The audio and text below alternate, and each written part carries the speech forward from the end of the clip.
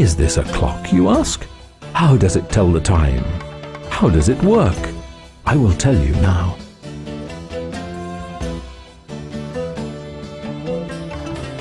The number of hours since sunrise is shown on the silver and black disc at the top of the clock, and the number of minutes into the hour is shown by the scribe's pen. The movements of the clock are regulated by a most wonderful mechanism that sits in a tank inside the elephant's body, a perforated floating bowl. There is a small hole in the floating bowl that regulates the speed at which it sinks. As it slowly submerges over half an hour, it tugs via a system of pulleys the scribe and his pen. When it is completely submerged, the bowl quickly tilts, sinks, and triggers a more dramatic sequence of events. Inside the cupola at the top of the clock, a channel of balls is tilted so that a stopper is lifted to allow one to fall, hitting a fan that turns the phoenix. The ball then drops out of one of the falcon's beaks into the serpent's mouth. As the serpent falls, rotating around its pivot, the weight of the ball tugs a rope that resets the bowl back to the surface of the water.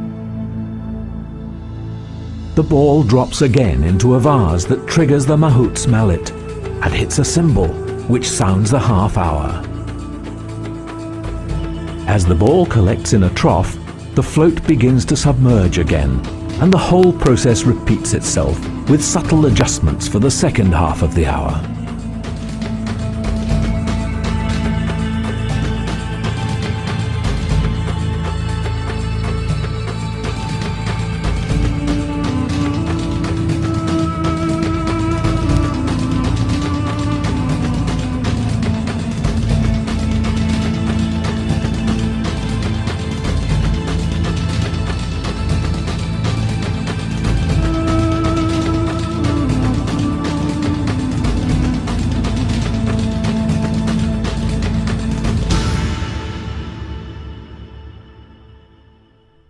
This ingenious device is the work of Badi al-Zaman Abdul Ez ibn Ismail ibn al-Razaz al-Jazari, who was a Muslim engineer who lived north of Baghdad under the Ayyubi dynasty, shortly after Saladin the Magnificent.